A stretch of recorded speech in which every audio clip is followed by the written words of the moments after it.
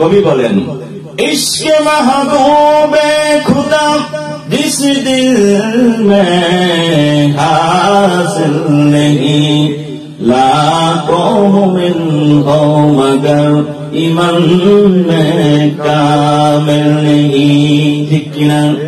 আমার সুন্দর লেবাস, আমার সুন্দর টুপি, আমার সুললিত মধুর কণ্ঠস্বর, আমার সুন্দর চেহারা, আমি মুখে লক্ষ্য বার বলি আমি মুমিন, আমি মুমিন।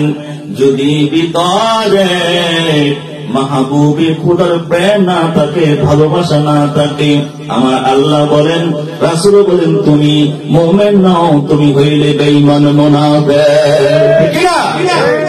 সম্মানিত আশিকে রাসূল ভাইরা, শুধু লেবাস দিয়া আশিকে রাসূল হয় না, শুধু লেবাস দিয়া মুমিন পরিচয় হয় না, ঠিক না? কারণ আমি যে পোশাক পরি, এই পোশাক মুবারক আমার নবীজি তিনি পরিধান করেছেন। একই পোশাক মক্কার কাফের আবু জাহল সেও পরত, ঠিক না? নবী যে ভাষায় কথা বলতেন, আবু জাহল সেই ভাষায় কথা বলতো। বাংলাদেশে একটা মূর্খ বুয়া সৌদিতে খাদ্দামার বিষয়ে যায় কি যায় না, 1 বছর 2 বছর 3 বছর টাকার করেছিল, আরবিতে কথা বলে কি বলে না।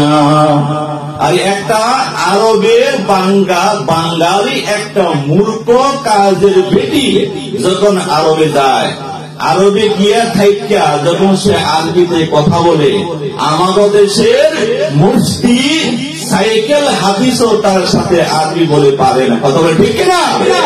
তাহলে বোঝা গেল শুধু আরবি জানলেই সে নাইবে রাসূল হয় না। কারণ বাংলাদেশে একটা বুয়া সৌদিতে গিয়াও আরবি শিখে ফেলে, ঠিক না? আমি নিজেও দেখেছি, আরো আমিও 24 ঘন্টা আরবিতে কথা বলতে পারি, বলেন মারহাবা। তাহলে বোঝা গেল শুধু লেবাস থাকলে আশিকে রাসূল হয় না, ঠিক না ভাইরা? সম্মানিত আশিকে রাসূল ভাইরা, আমাদের বাংলাদেশের নোবেল বিজয়ী কবি রবীন্দ্রনাথ ঠাকুর, তিনি অনেক জ্ঞানী পণ্ডিত ছিলেন, সাহিত্যিক ছিলেন, কিন্তু তিনি এত জ্ঞানী হওয়ার পরেও তিনি কিন্তু মুসলমান হন নাই, ঠিক না? তার দাড়ি আসলো না, ছিল না? আমরা মতো নাকি আরো বড় ছিল, কিন্তু ভিতরে মাল ছিল না, ঠিক না?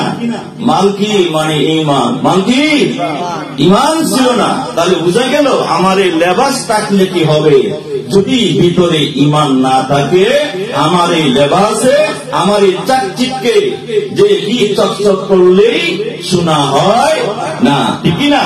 উপরে ফিটপাট, ভিতরে কি সদরকার, তাহলে এতে কোনো ফায়দা নাই। কারণ চকচক করলেই শোনা হয় না, all that glitter is not gold, ঠিক না ভাইরা?